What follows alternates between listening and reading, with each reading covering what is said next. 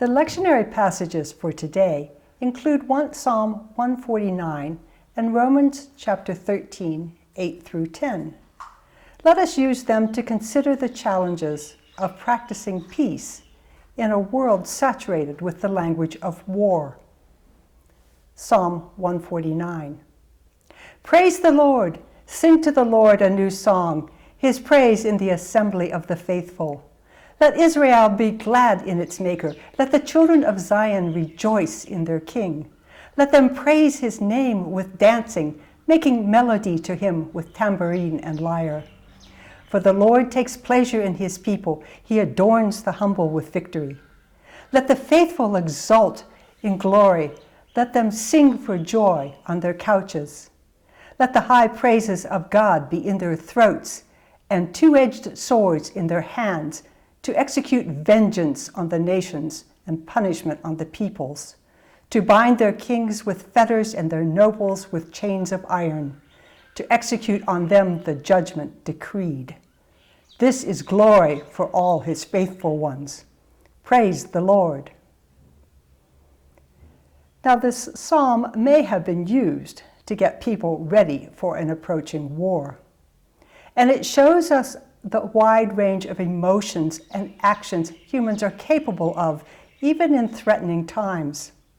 Praise and singing, dancing and music, hatred, anger, and calls for violence. War excites the passions and, unfortunately, makes arriving at any negotiated or peaceful outcome much less likely.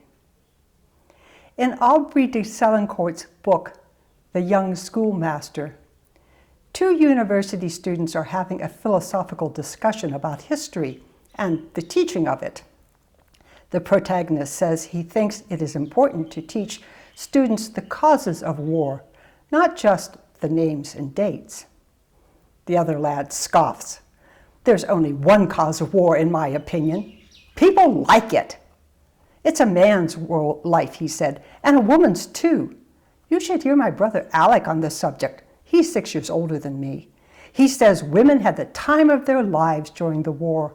Not only the young ones either, but the jolly old spinster ladies who ran canteens and got bloodthirsty when they listened to the news on the wireless. He says they woke up for the first time since birth. And as for Alec himself, he flew a Spitfire in the Battle of Britain. On top of the world, that's what Alec was. It's not surprising that after that, he doesn't take kindly to making out invoices for packets of tea. Alec would give his eyes for a nice little war somewhere. The book was published in Great Britain in 1948, and many would perhaps have found this a radical and unwelcomed idea at that time.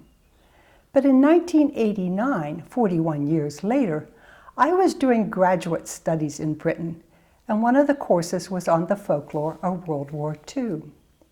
I was therefore attuned to any reference or mention of that war. While standing in a bus queue one day, with the bus parked directly in front of us and the driver sitting behind the wheel casually having his lunch while the rest of us waited in the sun, a bit of general grumbling started about how bad services were now. And then one person suggested that, why, even in the war, the buses ran on time. They began to reminisce about bombing raids, rationing, and how they had all pulled together to deal with the devastation and to keep things going. And finally, one woman said, "And we loved every minute of it." Now, of course, the Brits did not love every minute of the war, but for many it was an exciting time and a time of perceived unity. Life had meaning, and in the exaggerated emotional turmoil of grief, anger, hope, fear, love, and the threat of dying, they felt alive. Again from Selincourt's book. But what of the victory, the young schoolmaster-to-be pondered? Could it be true that there were people who did not simply endure the war, face it, accept it as a necessary evil, but who actually took pleasure in it? Excitement, adventure, achievement, mastery. All these were natural things for a man to desire. Could they be found in the dullness of common life? Was it true that because they could not, that men turned with relief and a sense of escape to the violence and lawlessness of war?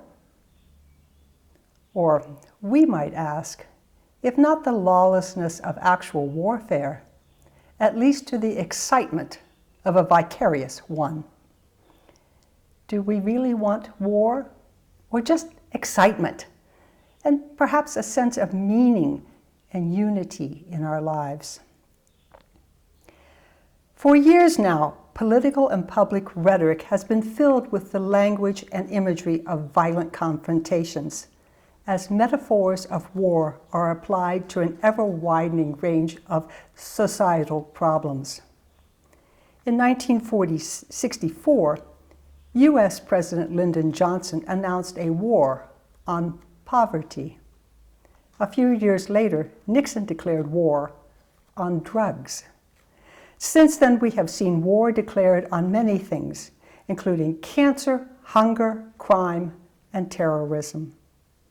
References to trade wars, price wars, hostile takeovers, and cultural revolutions are now part of everyday language. We talk about invasive species and shout, "Slaughter them!" to cheer on our team as they battle it out against their opponents.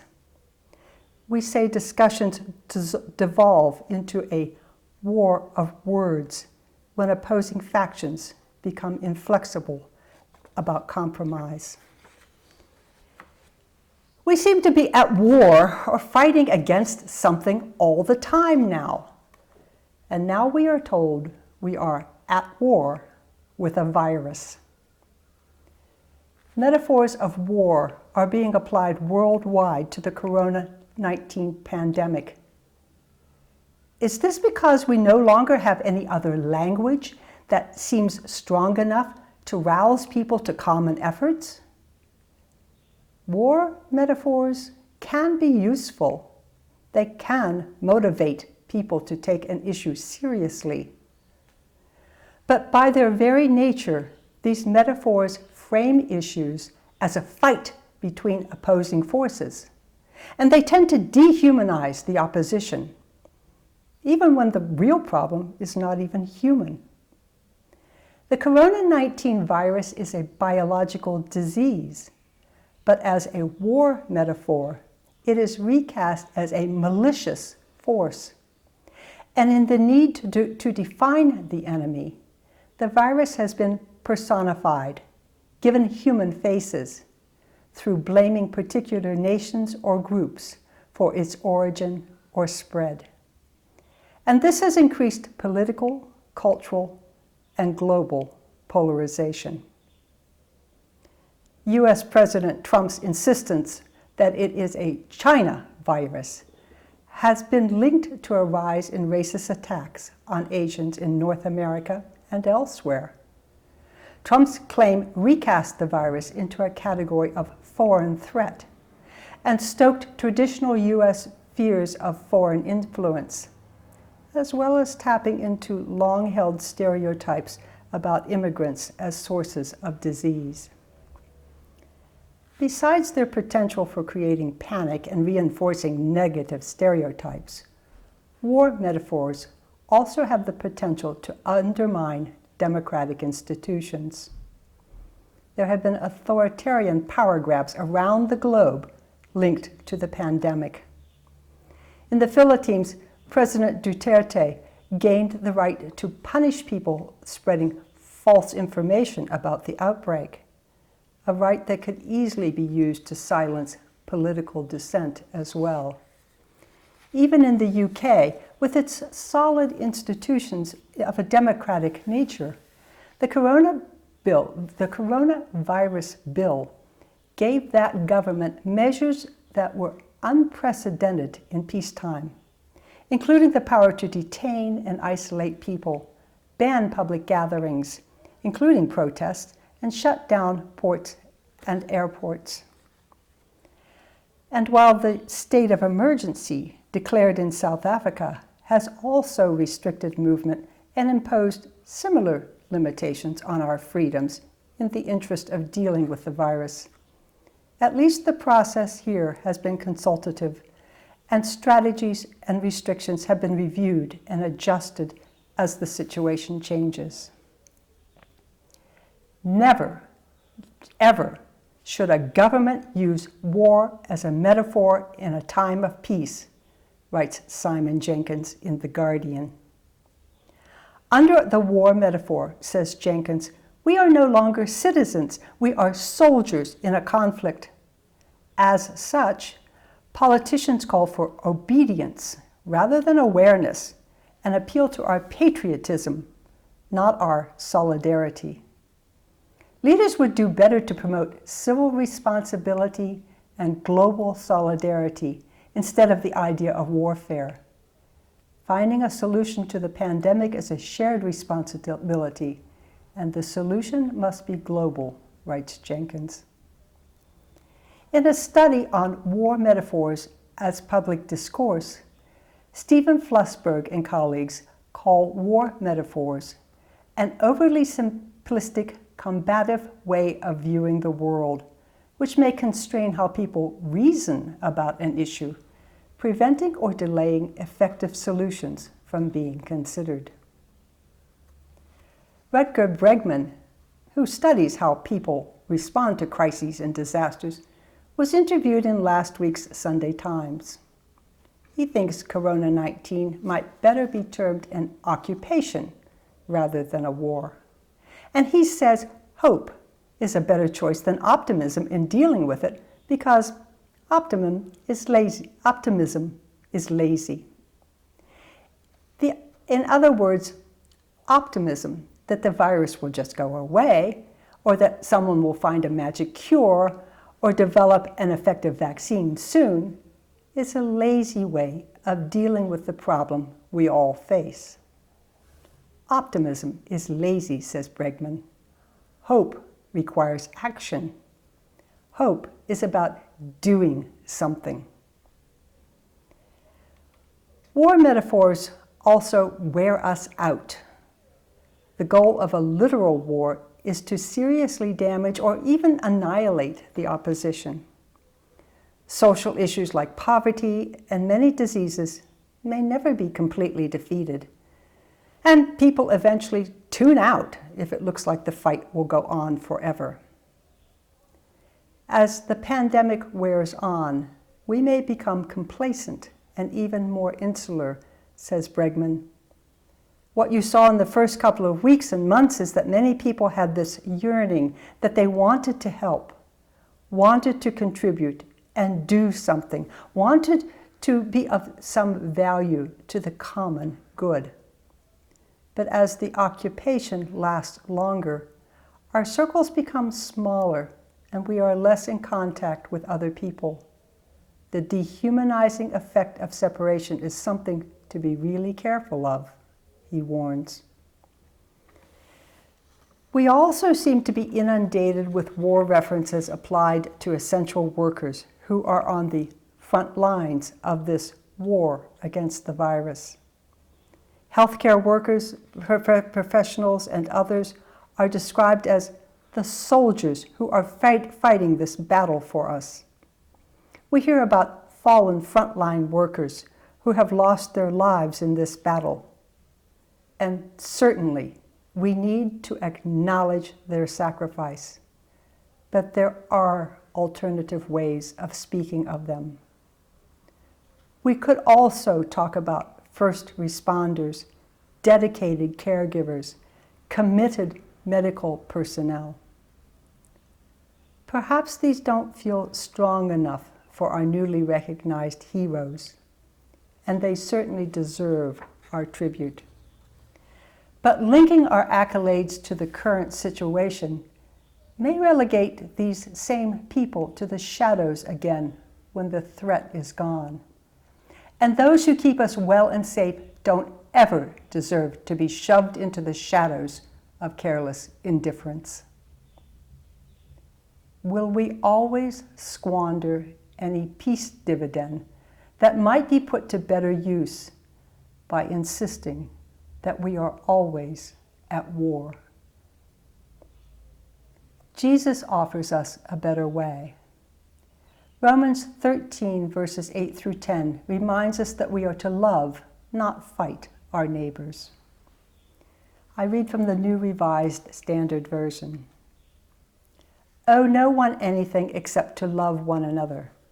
For the one who loves another has fulfilled the law.